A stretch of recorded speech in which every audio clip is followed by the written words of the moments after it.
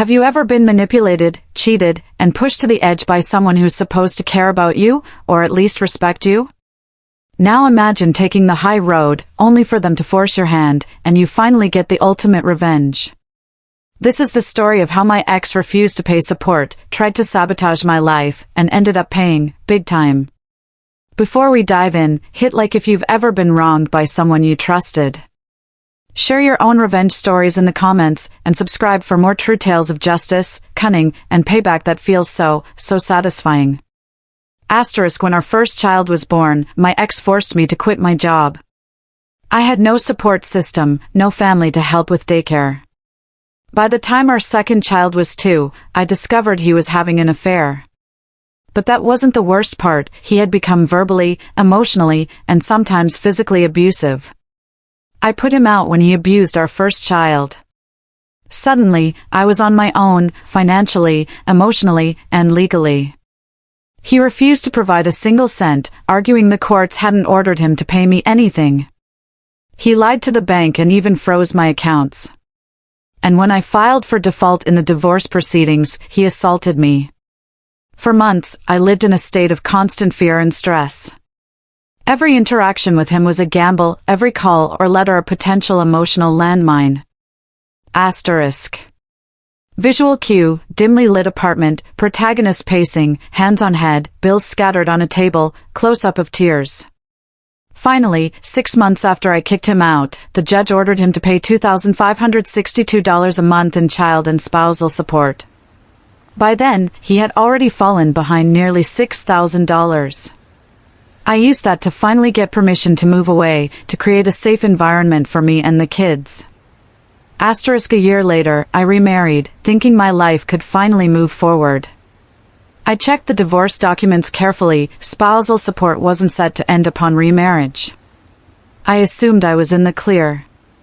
But in 2017, he blindsided me, filing for sole custody of the kids. That's when he discovered I had remarried, and that I had kept the first year of spousal support. He demanded repayment, insisting I had been dishonest. In court, the judge ordered me to repay it, but cleverly, child support was increased and the repayment was deducted automatically. I ended up gaining an extra $20 a month. Not much, but symbolically, it was a small victory. He even dropped his custody bid in exchange for 2 extra weeks in the summer. Every move he made to intimidate me only strengthened my resolve. Visual cue, courtroom sketches, stacks of paperwork, protagonist quietly reviewing documents, tense internal monologue. Internal monologue, you want to control me, take my kids, and punish me financially? Fine. But every move I make from now on will be calculated. Every misstep of yours will cost you. Instead of immediately filing for a split of his retirement, I left that year of spousal support untouched. $12,000 in hand, I could have taken the easy road. I chose fairness, until he forced my hand. He refused to cooperate, dragging out the retirement account split for 4 long years. Every delay, every tactic, every form he ignored or refused to sign earned him sanctions. He ended up paying me $600 per month for a year, on top of child support, and was charged with contempt of court. And then January 2021 arrived. He proposed to his girlfriend. That's when everything changed. Visual cue, calendar flipping pages, close-ups of emails, protagonist's expression tightening, a sense of anticipation building. Internal monologue, this is it. After years of abuse, lies, and manipulation, the endgame is coming. And it's going to hurt, where it matters most. By May 2021, the retirement account disbursement arrived. I had expected around $12,000, the same as the spousal overpayment. What arrived instead? 4 times that amount. I hadn't asked for it. I hadn't anticipated it. But it was enough to make him pay for every delayed payment, every lie, every act of harassment. He had left me no choice.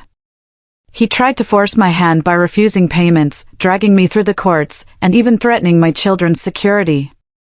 But by forcing me to file for the 401k split, he had set himself up for financial punishment far beyond the original spousal overpayment. Play stupid games, win stupid prizes. Asterisk. Visual cue, protagonist opening the bank statement, jaw dropping, close-ups of numbers climbing, subtle victorious smile. Internal monologue, you gambled with my life, my security, and my sanity. Now the debt of your arrogance has come due. Asterisk. His fiancée recently emailed me, furious that he couldn't marry her because I had stolen his money. I explained calmly, I had given him the option. He chose to let me file for the 401k split. He refused to settle. The irony? His refusal to cooperate and his manipulations resulted in a financial loss far exceeding the spousal support he had once begrudgingly paid. Every attempt to control and intimidate me ended up backfiring spectacularly. Asterisk. Visual cue, email thread, protagonist calmly sipping coffee, leaning back, knowing smile. Internal monologue, you thought you could push me around, cheat me, and manipulate the system. But I played smart. You played stupid. And now, this is what smart looks like. This isn't about revenge for revenge's sake. It's about strategy, patience, and protecting your life and your family. Sometimes fairness isn't about taking the easiest road, it's about making sure justice is unavoidable. And sometimes, those who try to cheat you end up paying far more than they imagined. If you enjoyed this story, hit that like button, comment with your own tales of standing up to injustice, and subscribe for more stories of patience, clever strategy, and payback served cold. Remember, play fair, plan carefully, and karma has a way of finding those who push too far.